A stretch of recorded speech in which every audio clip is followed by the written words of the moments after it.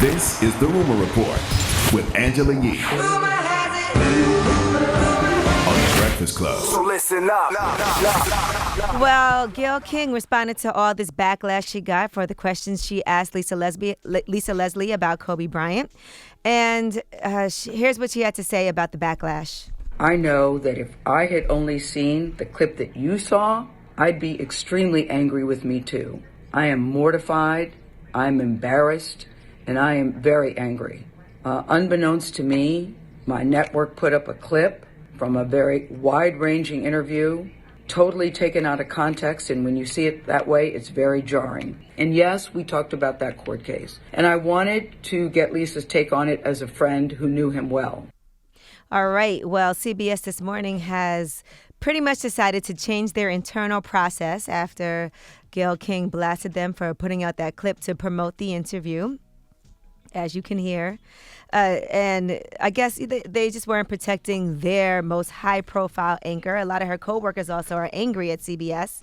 According to sources connected to the show, they said that they feel like she shouldn't have gotten that backlash because all they put out was that promo clip. And staffers believe CBS should never have let that clip see the light of day. They also said that the interview is actually very flattering to Kobe and covers his achievements in both life and career.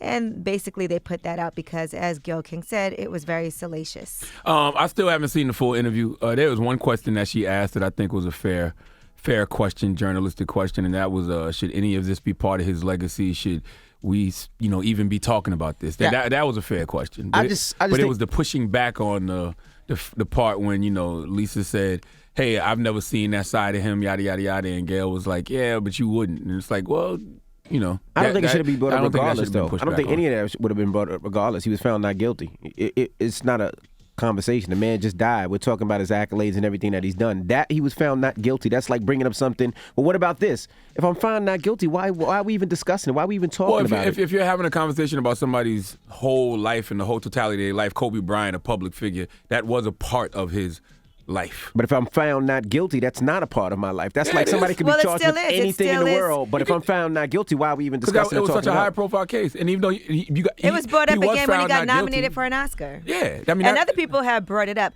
but that doesn't make it right. And I do feel that for Gayle, she was asking somebody that was a really good friend of his, knowing, I'm sure, that her response would be, well, I know what type of person he was. He would have never done something like that. I don't think it mattered. I don't think it's right regardless. I don't think any of that would have been brought up. If he's found not guilty, why are we bringing it up? Why are we discussing it? Now, if he was found guilty, then we can talk about it. But if he's found not guilty, why are we bringing it up? I'm sure it was a very stressful time of his life and a lot that he went through. I understand right now, out of respect for the family. You're talking about his family, you're talking about his accolades and his friend that just died. That doesn't seem right. In the context of that clip, I agree with you. But if it actually was a whole interview about Kobe's life and they talked about his whole life and legacy, I can see that one question being asked. If the whole rest of the interview was very flattering. Not all the questions she asked, but that one question about should this be a part of his legacy, I think that would be a fair question to ask because I loved Lisa's answer on it. When Lisa said, hell no, the case was dismissed and it should be left there. It was a great response. That question led to that response. All right, so that's why it was a good question. Well, now Bill Cosby is chiming in. And Lord. This is all because now this whole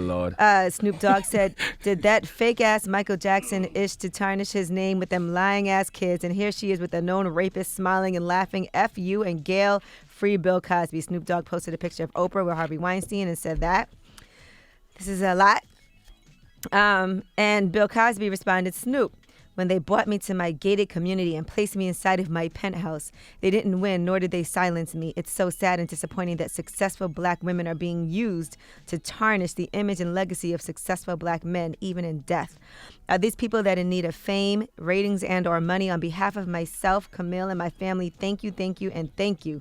My heartfelt prayers are with Kobe and his family, as well as with Michael Jackson and his family. May their legacies live on forever. Thank you, Snoop Dogg. Bet on black legacy. Stop tearing down black men. Enough is enough. We didn't need to hear from Bill Cosby at all at a time like this. This is just taking it way too far. Come on now. We didn't need to hear Bill Cosby's opinion on this. Even with Snoop expressing himself, he has the right to express himself. Snoop, there was no need for you to bring Bill Cosby in this. There was no need to yell out a free Bill Cosby. Should have let that one slide at a time like this. Okay. Everybody understands why you're upset. Everybody understands why you're pissed off. Bill Cosby has nothing to do with this. No. Sit down, Bill Cosby. This has nothing to do with you. And let's not act act like you were ever listening to Snoop's music. All of a sudden now you're like, yes, you was the you hated tearing down black men too. You hated guys like Snoop when you was around. Snoop was one of the guys you was telling to pull his pants up. Yes. You know what I'm saying? So don't, go looking for Snoop support now, and Snoop shouldn't be looking for Bill support. Not at a time like this. And I don't think, let's be honest, Bill didn't write that. I don't think that was Bill. I don't think Bill pulled out his phone and started tweeting or got on the computer and said, I'm going to tweet this morning. All I'm saying, there's a lot of people that you can defend out here, and I can see why you would defend them. Bill Cosby got a lot of chips stacked against him, bro. Everybody's saying free R. Kelly. Come on now, guys. Relax. No. All right. So certain people, you just got to let them, And I'm not with all the bitch, F you, and all of that. we going to talk about that next either. hour. All right, well, I'm Angela Yee, and that is your Rumor Report. Shout out to Jay Electronica, too. He posted Album Done, my debut album featuring Hove. Man, this is Highway Robbery, recorded over 40 days and 40 nights, starting from December 26th, releasing in 40 days. Jay might have well have tweeted free Bill Cosby. Like, don't put those two together, man. Like, Album Done coming from Jay Electronica. The album is done. Means nothing. All right. I know what Album Done means when it comes from other artists. When it comes from Jay Electronica, it means nothing until it is in our title playlist. I hope he proves you wrong. I do too. Okay. He's got some good appearances on there. And shout out to Michael Rubin. I just want to say that, we're wearing 76's gear for Change. He donated $100,000. Yes, y'all look amazing. Additional $25,000 if we wear 76 gear once a week until the end of the season. I'm wearing, this is like a cuddler. It's called a poncho. It's not a poncho? It looks like a Snuggie. It's a hoodie. It's like a hoodie Snuggie. That's not a poncho? No, it ain't no poncho. Why did yours say 69? No, it doesn't. It says 76's. Oh. He's not sure. Is that what you want to see? No. All right, guys. Kinky on a Friday, man. Who you giving your donkey to, Kinky man? Whoa. Wow. Your segues are something else, bro. There's a pastor named Dave Daubenmire, and he thinks he's going to hell, right? And he thinks he's going to hell because of J-Lo and Shakira. We'll talk about it after the hour. All right, we'll get to that next. It's Latino's fault that he feels like he's going to hell. Oh, boy. All right? Yes, we're going to talk about it after the hour. All right, keep it locked. It's The Breakfast Club. Good morning.